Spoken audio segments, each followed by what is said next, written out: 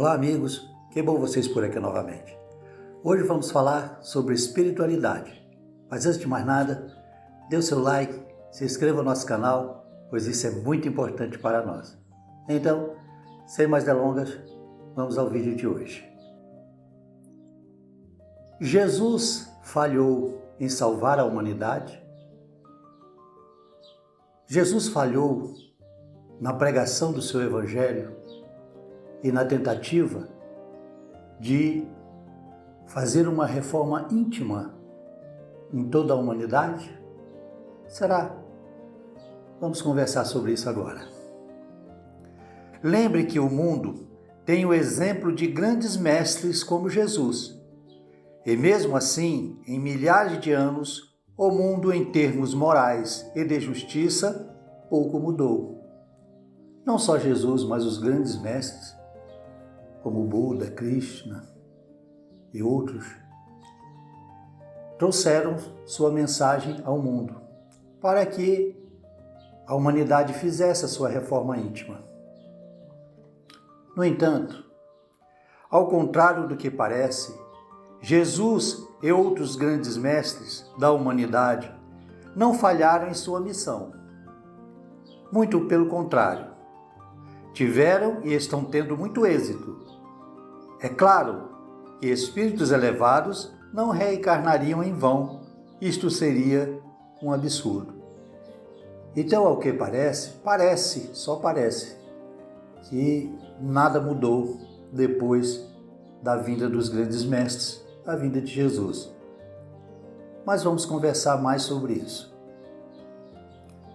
O mundo é uma prisão. Não é a prisão que deve mudar. São os prisioneiros que, mudando, serão libertados. Então, vejam bem, nós temos uma penitenciária. Não é a penitenciária que precisa mudar. Não é o objetivo da penitenciária mudar. O objetivo é que os presos, se ressocializando, mudem e, mudando, sejam libertados. Então, quem tem que mudar são os prisioneiros. Claro que a prisão muda aos poucos, mas muito lentamente. Mas ela muda em função dos prisioneiros. Ela não muda por si mesma. Ela muda porque ela tem uma função social e espiritual. Quantos bilhões de almas os grandes mestres e o Evangelho de Jesus salvaram? E continuam salvando desta prisão durante incontáveis milênios. Não parece, mas os ensinamentos e dos grandes mestres e o Evangelho de Jesus já salvaram bilhões e bilhões de almas. Só que nós não percebemos isso. Mas vamos continuar o tema. Não temos ideia ou percebemos este fato, porque nossa vida é curta e porque acreditamos que a prisão é tudo o que existe. Porque os que foram libertos saíram da prisão e não mais podemos ver. Os muros da prisão nos impedem de ver os libertos e a realidade que existe lá fora. Então, nós não percebemos os bilhões de seres que foram salvos porque nós estamos dentro da prisão. Nós não conseguimos enxergar todos aqueles que foram libertos. Os muros da prisão nos impedem de ver a realidade lá fora. A verdadeira realidade é muito maior que a prisão, só que não percebemos isso. Existe uma realidade muito maior fora do mundo físico. Só que nós não percebemos isso. Nós achamos que o mundo físico é tudo que existe, que o universo observável é tudo que existe. E não é assim. O universo, a realidade é muito maior do que podemos sequer imaginar. Então, nos preocupamos tanto em mudar a prisão e nos esquecemos de nos esforçarmos para nos libertarmos dela.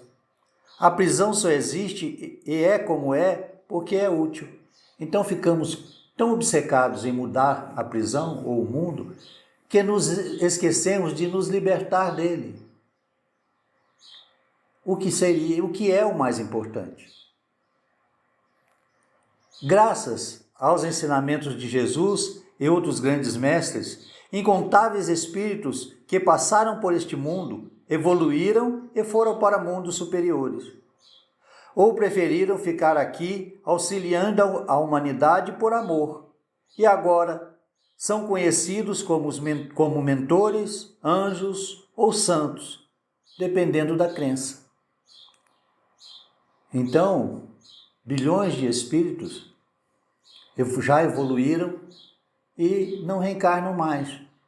Foram para mundos superiores e outros, por amor, continuam por aqui, administrando o planeta e ajudando os países, as cidades, as comunidades e as pessoas. São conhecidos como os mentores, anjos, santos. Estes ficaram porque, mesmo evoluindo e tendo direito a alçar a mundos superiores, por amor à humanidade, preferiram ficar por aqui mesmo, nos ajudando, nos auxiliando. Esta é a verdadeira caridade, é a verdadeira solidariedade. Os prisioneiros acham que a prisão não muda, pois as mudanças são lentas, pela perspectiva deles. Mas é um engano. Ela está em constante mudança com a chegada e a partida dos prisioneiros e as mudanças nas administrações. Então parece para os prisioneiros que a prisão não muda, mas ela muda, porque constantemente prisioneiros estão chegando e prisioneiros estão sendo libertos. E a própria administração da prisão, ela muda com o tempo, trazendo novas formas de governar as prisões. Sabiam que nas penitenciárias existem administrações oficiais, que são aquelas pessoas, geralmente funcionários públicos, que administram as prisões oficialmente. Mas os prisioneiros elegem seus próprios governantes, suas próprias leis, códigos de conduta e punições. As penitenciárias são o nosso mundo em miniatura. Ou seja, os próprios prisioneiros organizam entre eles mesmos, certo? Quem vai governar, quem vai dirigir, quem faz o papel de polícia e quem faz o papel de carrasco. Lá eles têm suas próprias leis, seus próprios códigos de conduta e suas próprias punições. É um mundo dentro de um mundo.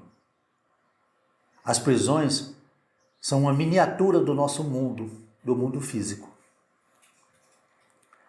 Assim é o planeta, com sua administração e os seus alunos prisioneiros, que elegem seus próprios governantes e a sua própria justiça, costumes e códigos de conduta.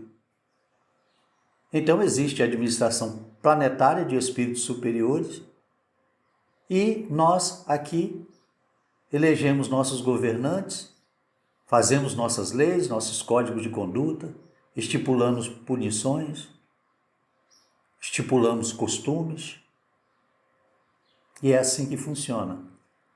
Da mesma forma que uma prisão ou uma penitenciária. A diferença é que os muros e as grades desta grande prisão que chamamos de mundo não são de aço e concreto, e sim de carne e ossos. Então, na prisão física, na prisão que estamos acostumados a ver, as limitações dessa prisão, os limites dessa administração, são os muros e as grades de aço. Mas, no mundo físico, os limites da nossa prisão como espíritos são o nosso corpo físico, composto por carne e ossos. Nós não percebemos, mas o nosso corpo também é uma prisão. Jesus e os grandes mestres nos deixaram um legado precioso. Só depende de nós usufruirmos desse legado, nos tornando pessoas melhores e livres das prisões. Então os grandes mestres de Jesus nos deram a chave da prisão. Nos deram o caminho para a saída da prisão.